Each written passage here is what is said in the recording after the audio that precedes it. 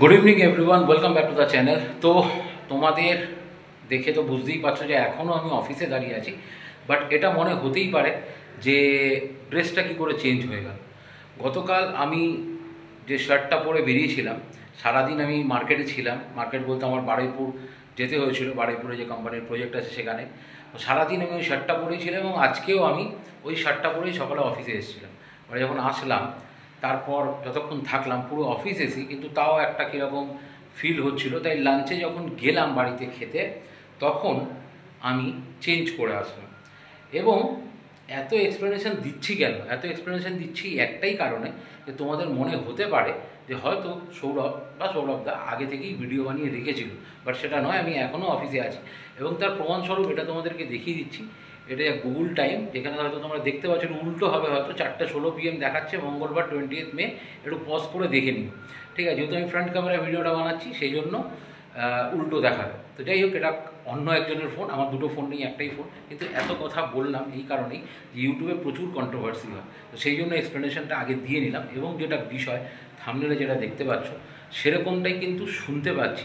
যেরকমটা সকালে বলেছিলাম যে মেহতাব সিংকে 18 কোটি টাকার অফার করেছে মোহনবাগান সুপার জায়ান্ট, এবং ইস্ট বেঙ্গল অফার করেছে শুধুমাত্র 13 কোটি টাকা। এটা 5 কোটি টাকার হিউজ ডিফারেন্স। তো সেই জায়গা থেকে ইস্ট বেঙ্গল, তখনই বলেছিলাম সকালের ভিডিওতে যে ইস্ট বেঙ্গল কিন্তু রাহুল বেগের দিকে যাবে যদি মেহতাবকে এত হিউজ অ্যামাউন্ট দিয়ে না পাওয়া যায়। তো সেরকমটা এই মুহূর্তে শুনতে পাচ্ছি যে ইস্ট বেঙ্গল কিন্তু রাহুল বেগের ডিলটা প্রায় কমপ্লিট করে ফেলেছে, একদম ক্লোজ টু সাইন, ঠিক আছে? এরকমই কিন্তু একটা খবর এই মুহূর্তে আমার সোর্সের মাধ্যমে আমি পেয়েছি যে ইস্ট বেঙ্গল কিন্তু রাহুল বেগের ডিলটা প্রায় কমপ্লিট করে ফেলেছে। আমি ব্রেকিং নিউজ এই বছর একদমই বলছি না, সাইন করে ফেলেছে এটাও আমি বলছি না, বাট এটা জাস্ট হতে চলেছে বলেই খবর পাচ্ছি। বাট যতক্ষণ না পেন পেপার হচ্ছে ততক্ষণ কিন্তু কোনো কিছুই ফাইনাল না।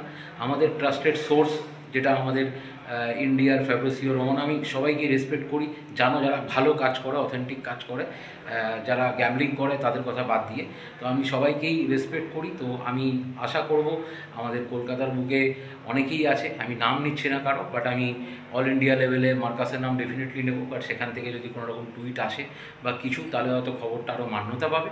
বাট আমার কাছে এখন অবধি এইটাই খবর যে রাহুল বেকে মোটামুটি ফাইনাল ইস্ট বেঙ্গলে, ঠিক আছে? এই ডিলটা ইস্ট বেঙ্গল ক্র্যাক করছে এবং ইস্ট বেঙ্গলে রাহুল বেকের হোম কামিং হচ্ছে আরও একবার। যেই রাহুল বেকে ইস্ট বেঙ্গলের জার্সিতে খেলেছে, গোল করেছে, ট্রফি জিতেছে, সেই রাহুল বেকে ইস্ট বেঙ্গলের জার্সিতে হয়তো আবার আমরা দেখতে চলেছি, এমনটাই খবর। বাট এটা কিন্তু বারবার বলছি, বাংলাদেশ সৌরভের পক্ষ থেকে এটা কিন্তু কোনো ব্রেকিং নয়, বা এটা কিন্তু একেবারে মানে ডিল ডান অ্যান্ড ডাস্টেড আমি বলছি না। খবর এটাই যে এই ডিলটা হয়তো ইস্ট বেঙ্গল ক্র্যাক করতে চলেছে এবং সম্ভবত আগামী মরশুমে আমরা ইস্ট বেঙ্গল জার্সিতে রাহুল বেগেকে দেখতে পারি। যদি কিছু ভালো লাগে অবশ্যই চ্যানেলটাকে সাবস্ক্রাইব করে সাপোর্ট করবে। জয় ইস্ট বেঙ্গল।